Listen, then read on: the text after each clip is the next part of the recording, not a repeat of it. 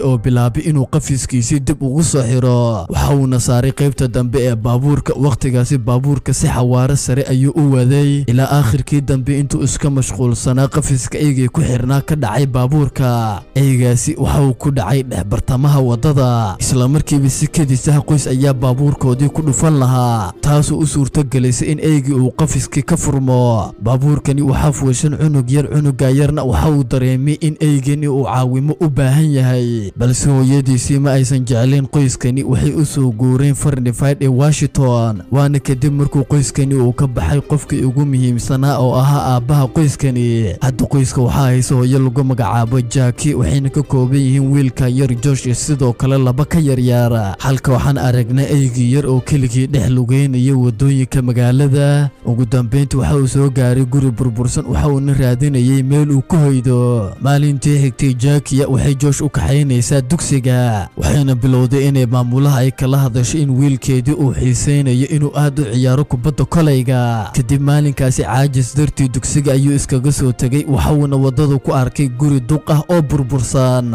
daaradda qaybta kore ee alwaax ayuu ka fiiriyay waxa uuna arkay in gurigaasi uu ku yaaro garoonka kubadda kolayga isla markiiba xayndaabkii ayuu ka soo booday waxa uuna soo galay goobtii kubadda kolayga keligii ayaana waxa uu bilaabay inuu goobtaasi ku ciyaaro sanqadh ayuuna dhirta ka dhex maqlay halkaasi cid kale kama soo bixin waxaa ka soo baxay isla eygii yaraa ee baad eygaas yar xaaladiisii ma fiicneen isla markiina Josh waa uu dareemay waxa uuna bilaabay inuu u dhiibo macmacaankiisa markuu arkay inuusan eyga soo bixin ayuu eygii meel ka fog u dhigay eyga ayaana waxa uu bilaabay inuu cuno isla mar ahaanta Josh waxa uu bilaabay inuu eyga madaxa ka salaaco balse eygii waa uu ka cararay maalintii xigtay ayuu garoonkii dib ugu soo laabtay waxa uuna bilaabay inuu deegaanka kala nadiifiyo isla mar ahaantaana waxa uu eygii u keenay macmacaano aad u tiro badan si u cuno eygii yara ee baad kadibna waxa uu eegay kubadda kolayga waqtigaasi Josh ayaa kubadda gacanta ku hayay waxa uuna dareemay in eygani uu xiiseynayo ciyaartani markaasi Josh waxa uu barayay sida loo qabto waxayna bilaabay in labadoodii halkaasi maalinkaas ay waqti ku qaataan Joshna waxa uu aad ula yaabay in eygani uu aad ugu fiican yahay ciyaarista kubadda kolayga markuu ogaaday eygani kartidiisii ayuu wuxuu go'aansaday inuu karsado waxa uuna si dhuumasha u keenay qaybta dambe ee gurigiisa waxa uu geeyay musqusha waayo eygani muddo badan looma qubin waxa uuna isku dayay intii kareemkiisa inuu nadiifiyo balse eygani biyaha ayuu aad uga baqay waa uuna diidanaa markaa Josh ayaa fikrad helay waxa uu bilaabay in eygii uu ugu tuuro kubadda kolayga isla saxankii qubeyska isna dhankii ayuu u orday waxaana u suurta gashay inuu saxan ka galo Joshna waxa uu fursad u helay inuu halkii uu ku nadiifiyo kadibna waxaa suuqa ka timaaday maama Jackie isna qolka ayuu si degdega uga soo baxay isagoo bilaabay inuu hadallo ku turtuuro hooyadii Jackie-na aad bay maanta ula yaabtay habdhaqankiisa eygii kubaddu hayay isla markiiba kubaddii ayaa ka soo simbiraxatay waxa uuna bilaabay inuu soo bursado balse kubadda ayaa waxay ku dhacday qaybta rinjiyeenta halkiina qalalaasi aad u badan ayaa ka bilaabmay rinjigii xataa waxa uu ku daatay Josh iyo sidoo kale Jackie waxaana dhan kuma farxin waxayna Josh ku amartay inuu guriga ka baxo Josh markuu dibadda u soo baxay waxa uu bilaabay inuu meel walba uu ku dhajiyo ogeysiiska eygani lumay si uu markaan eygani ugu soo helay mulkiilihiisii dhabta balse waxaan aragnaa in baad uu jeexjeexayo warqadda baafinta markaasi Josh waxa uu ka warhelay in eygani baad uusan doonin inuu dib ugu laabto mulkiilihiisa sidaa darteed waxa uu guriga banaankiisii uga sameeyay meel kartoon ah oo uu habeenkii ku nasto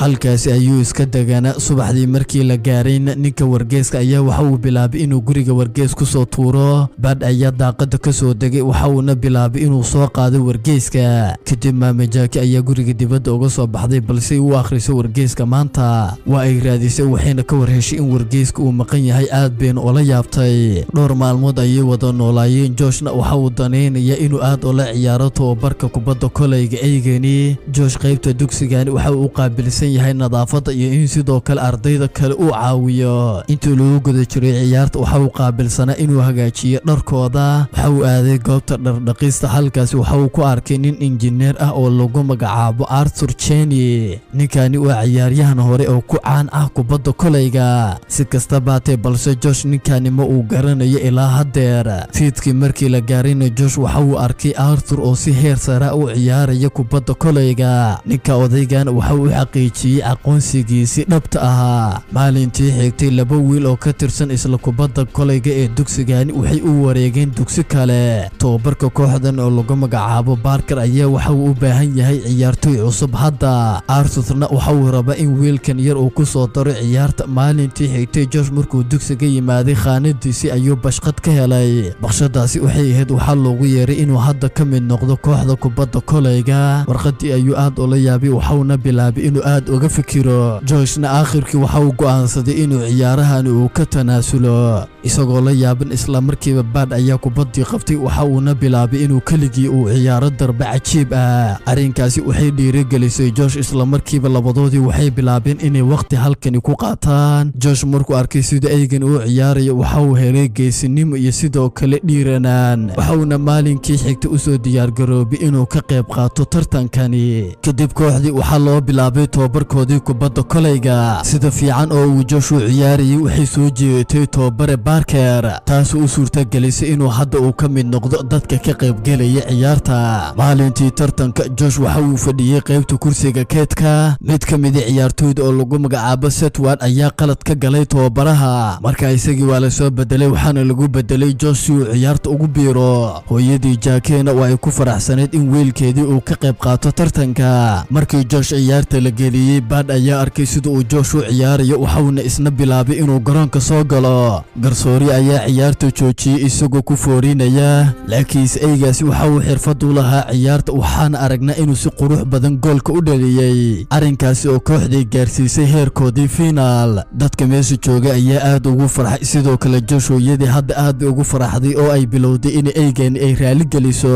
isla mar ahaanta maamulihii dugsigii ayaa ku farxay waxa uu aygaani ugu yeeray mid geesi ah inta halkaas wada joogeen waxay arkeen aygii oo dhinaca kale u orday dhammaantoodna waa ay soo dabagaleen aygii waxa uu si toos u geenayaa garsooraha kubadda kolayga oo ceebeynaya ama si xun oo la dhaqmeeya Setward sababtuna ay tahay dhaqan xumadii oo hore tababarka oo la kacay isla markiiba maamulihii ayaa arrinkaasi arkay arrinkaasi aad buu uga murugooday maalintii xigtayna Josh waxa uu aadayaa si uu maamulaha oo la hadlo waxauna u soo jeediyay in tababaro cusub loo keeno waana laga ogolaaday subaxdii xigtay dhammaan ardayda waxay sugayeen tababaraha aad been oo la yaabin in tababar looga dhigo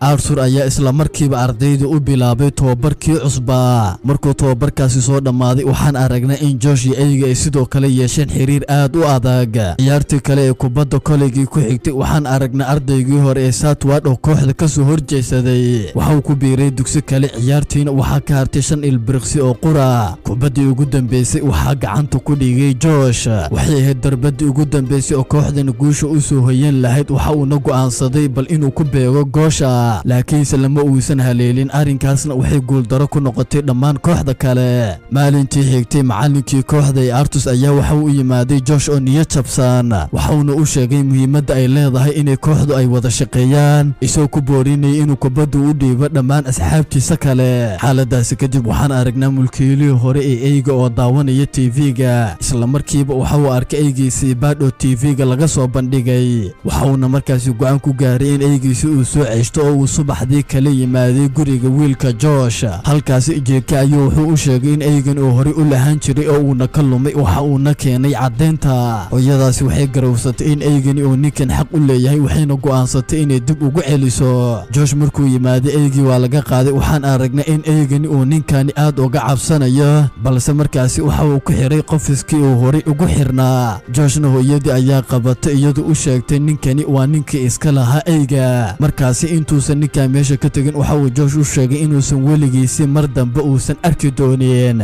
Josh oo murugaysan ayaa qolkiisii ku soo orday maalintii xigtay Josh waxa uu go'aansaday in aygiisii uu soo badbaadiyo waxa uuna soo helay ciwaanka ninkaasi nasiib wanaagsan markuu guriga yimaaday waxa uu arkay aygii oo xayndaab ku xiran isla markiiba aygii waxa uu uriyay carafta Josh waxa uuna bilaabay inuu ciyo aad buu ugu faraxsanaa in wiilkan yar uu arko halka ninka mulkiilaha aygan uu ahaa mid telefoon ku mashquulsan kadib Josh waxa uu bilaabay inuu darbiga ka soo boodo oo uu bilaabay in aygii uu ka furo katiinada inta uu howsha ku jiray isla markiiba waxa arkay mulkiilihii iska lahaa waxa uuna bilaabay inuu soo bursado nasiib wanaagsan Josh aygii si degdeg ah ayay uga soo carareen xayndaabka halka isna uu bilaabay inuu baabuurkiisii ku bursado balse baabuurkaasi aad buu u xumaysanaa waxa uu shil ahaan ugu dhacay webiga ugu dambeyntii waa ay badbaadeen markaasi Josh waxa uu kureysay doon uu deegaankani kaga tagi lahaa balse waxa uu go'aansaday in keligii uu ka tago meeshani oo uuna badbaadiyay eyga waxa uu eygii siiyey macmacaankii uu jeclaa oo uu bilaabay inuu dhafoorka ka dhunkado isagoo markaasi u sheegay hadda iyo wixii ka dambeeyay inuu yahay mid xor ah waxa uu kala balabeynayay inuu ka tago balse keligii kama ugu tegi karo waxa uuna bilaabay inuu mashquuliyo kubaddiisii kolayga ayuu bilaabay inuu u tuuro dhinaca kale eyga ayaana waxa uu u orday si uu kubadda u soo qabto halka isna uu si degdeg ah u fuulay doonta si uu deegaankani uga dheeraado isla markii eygiina waa uu dareemay waxa uuna bilaabay inuu dhankiisii u soo ordo ilaa uu eygi uusan joogsan waxa uuna soo galay biyaha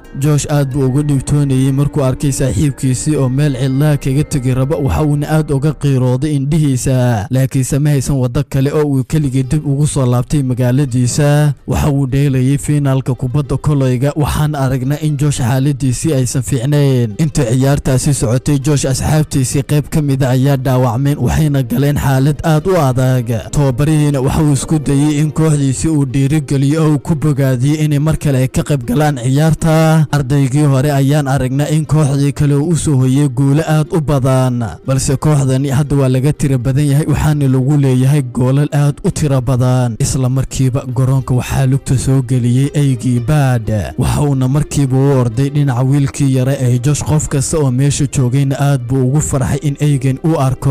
markaasi Josh waxa uu u tagay guddiga ka sareeya oo uu ka dalbaday in asxaabtiisii qayb ka mid ay dhaawacan tahay laguna qasban yahay in booskaasi la buuxiyo waxa uuna garsoorihii ka dalbaday in eygan uu ciyaarta ka qayb galo balse ma jiro xeer u diidayay in eyga uu garoon ka qayb galo laakiinse garsoorihii arrinkaas waa uu ka soo horjeesaday aakhirkiina isagoo ka cagajiidaya ayaa loo ogolaaday waxaana loo ogolaaday inuu ciyaarta ciyaaro isla markiiba eyga ayaa soo hoyay guulo degdeg ah natiijada shaashada ayay kala socdeen kooxda kalena waxay bilaabeen inay lumiyaan kalsoonidooda waxaanoo dhan yeen ciyaarta heerkoodii ay ka soo baxaan waxaa u sabab ah eygan yar ee Bad markii ciyaartu gabagaba ahayd aakhirkii gooshi ugu dambeysay waxaa caawiyay eygan yar ee Bad Josh ayaana markii dambe god kala helay waxaana garsoorihii ku dhawaaqay inay guuleysteen Josh iyo kooxdiisa hal dhibic oo kaliya ayay ku guuleysteen isla waqtigaasna waxaa gadaal kaga yimaadeen ninkii eyga iska lahaa waxa uu bilaabay inuu dacweeyo isagoo u sheegay waxaynu ku kulmi doonaa maxkamadda waxaan aragnaa maxkamadda halkaasi garsoorihii weli kiis noocan oo kala horay laguma soo bandhigeen waxauna go'aan ku gaaray in ikhtiyaarka loo dhiibay eygani qofku eygaasi aado ayaa qaadan doonaa dhammaan ardaydii jaamacadda waxay iskugu soo ambabixin si ay u ogaadaan qofka eygani uu raaci doono eygii waxa uu fiiriyey sayidkiisii oo gacanta ku haya joornaalka waxa uuna u orday inuu soo qabsaday dhinaca